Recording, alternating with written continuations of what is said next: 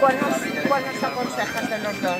Mira, este me chama a atención, pero eu personalmente...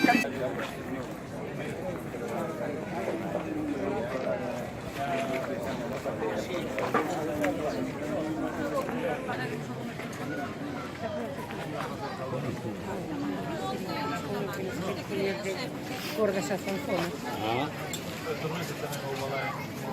¿Qué tal? ¿Qué tal? Eso fácil,